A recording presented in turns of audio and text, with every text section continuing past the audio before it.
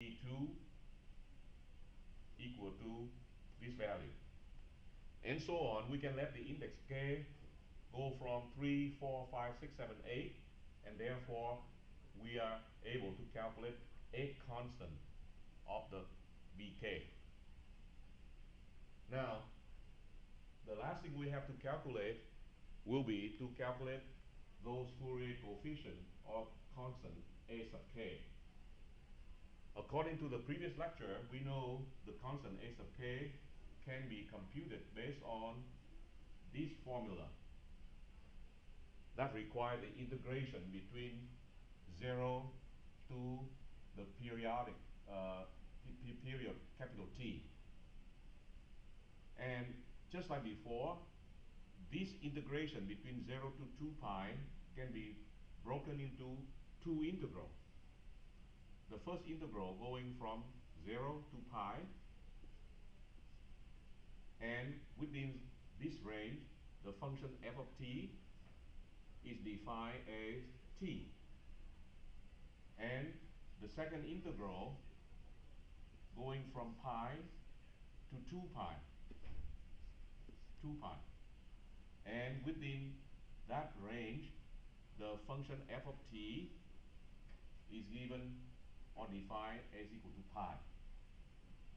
So now if we look at this formula to calculate the Fourier coefficients ak, we can see right away that if you let the value of k equal to 1 or 2 or up to, let's say, 8, if you substitute the value of the index k in there and also in here equal to 1 or 2 or 3 up to 8, then we will be able to calculate the value for the constant a sub k based on this formula.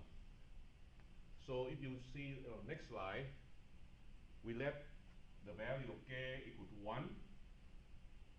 Then according to the previous slides, you just use this formula right here. Just use this formula right here. But you just replace the value of k equal to 1. Alright? And then after that, we just integrate it, combine the two integral, then you will get the value of a sub 1 is this much, minus 0.6366. And similarly, when you let the index k equal to 2, we can calculate a2 equal to this value. And if the index k is equal to 8, then we can calculate a8 equal to this value. So, in conclusion, we know that any periodic function f of t which is given to you can be expressed as a linear combination of sine and cosine function right here according to the Fourier series. And since we already know how to calculate the constant a naught, the constant a sub k, where k go from 1 to 8, for example, and the constant b sub k go from 1 to 8, and we realize that omega naught is equal to 2 pi over t, and because the period capital T is equal to 2 pi, so omega naught equal to 1. So, since we already know the constant a naught, a1 up to a8, and b1 up to b8, depending on how many terms that you want to use in this summation right here, okay, you will have more or less accurate answer. So for example, if you let the summation of this Fourier series going using k equal to 1 term, or 2 term, or k equal to 4 term, depending on that, you will get a different answer. So for example, take a look at the next slide. If you use 1 term, then the Fourier series will be expressed like this.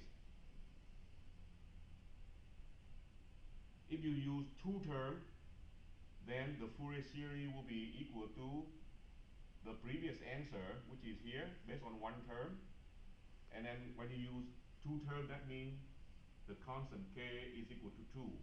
K is equal to 2. Okay? So we have to add with another term corresponding to k equal to 2. This term right here is corresponding to when you let k is equal to 1. Okay?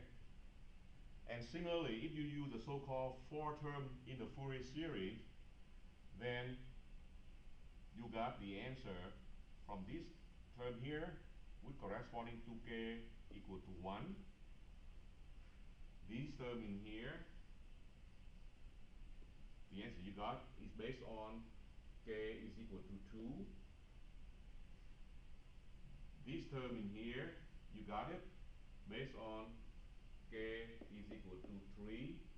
And you can see from the angle. And finally, this term in here, you got it corresponding to k is equal to 4. And as a matter of fact, you can see the more term that you included, the better answer that you get. If you look at this picture, the horizontal axis represents the time t, the vertical axis represents the periodic function f of t. The best answer you got is the one that corresponding to 4 term, okay? And that corresponding to this dot, the curve right here, the red one right here, okay? As a matter of fact, you can compare the 4 term series that we show in the red color here with the exact answer. If you remember, the exact answer looks something like this. It is a fairly good answer. So that will conclude chapter lecture number 3.